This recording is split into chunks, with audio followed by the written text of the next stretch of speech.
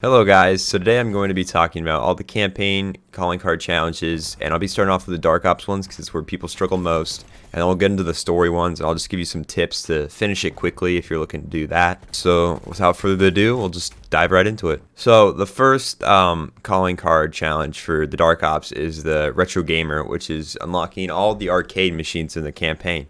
And this one's a bit of a rough challenge because it'll make you have to play the campaign over and over again if you do not find it the first time. So, Pitfall 2 is in the CIA safe house. The key code is 112263. After that, Brick in the Wall is the next one. And if you look in the back room where you're watching Krause in the electronics store, it's in there. Barnstorming, Pitfall, River Raid, Grand Prix, and Fishing Derby. And so that is 5 machines. All are in red light, green light in the arcade room. So I don't think you'll miss that one because it's literally in an arcade room. So it's not strange to see arcade machines in there. But the next two are a little hard. Well, actually, one of them is really hard.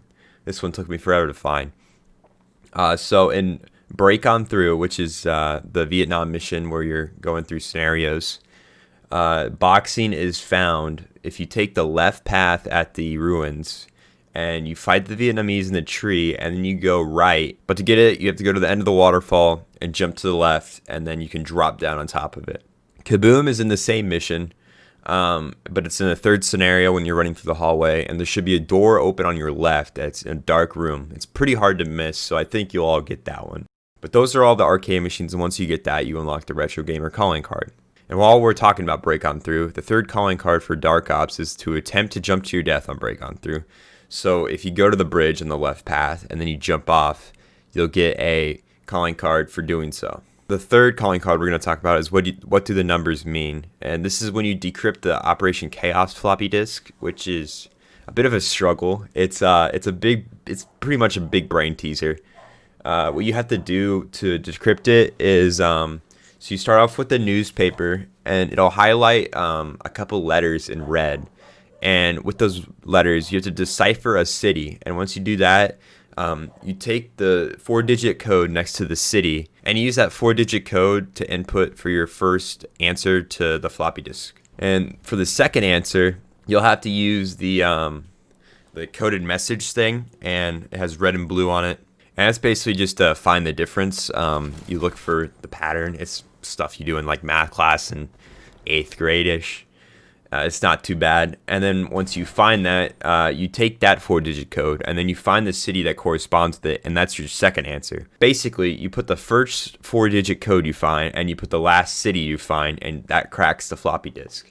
It's a bit brain teasery. It takes a little bit to like figure out what the hell they're wanting you to do, but that's what you got to do to complete what do the numbers mean. So the fourth one is anti-hero, which is when you wipe out your former teammates using brute force and ashes to ashes. So if you don't know, there is a bad ending to the game. If you lie to Alder in the campaign, you unlock this, and you have another mission where the Russians come and you help them kill your teammates and nuke the world. Anyway, during that mission, you are supposed to, if you want this calling card, go behind them and do takedown maneuvers on all your former teammates. And so that's how you get this calling card. It's pretty simple. It's just a little hard to get behind them sometimes, but that's that one. So the fifth and the second to last one is cover your tracks. This takes place in Desperate Measures. What you have to do is stash away 5 bodies as Belikov. So basically just go around, take down like 5 dudes, and then shove them into a closet, and you'll be all good. So that one's pretty easy. And then the next one is Desperate Measures 2, but this one is while you're playing as Bell, and you're in the elevator, and Imran Zakrevs comes up to you, or is in the elevator with you, and asks you 2 questions. It's when you got here, and who do you answer to? The first answer was weak, and then Solevs or something. It's S. It's some form of S. I don't remember the name too well. I just remember it was an S. I don't speak Russian. So after you complete all the Dark Ops, you get a calling card, Dark Op Master calling card, which is really cool in my opinion. That's the other one you get for completing all the Dark Ops. But next is the regular story challenges, and these are pretty straightforward. They all tell you how to do them. There's some situations where you have like two options you have to do in the same mission, and you have to pick one and you have to play through the other one the next time. But like in Dilemma Solved, at the end of the game, you have to choose two separate dudes to decide which to save, and that'll give you a calling card. And even in that same mission, you have to do Guilty Bystander, which is give no assistance during the fill and choose no one. And to do these all at the same time, you can just pick one. It'll give you the achievement, then reset the game before it gets too far, and you have to restart the whole mission. So you can easily do those in just 5 seconds instead of like 30 or 40. So that's something to keep in mind, and it's you can do it with all of the ones you have to choose multiple options for. Like, let's try this way. Just reset to the next checkpoint after you find the calling card.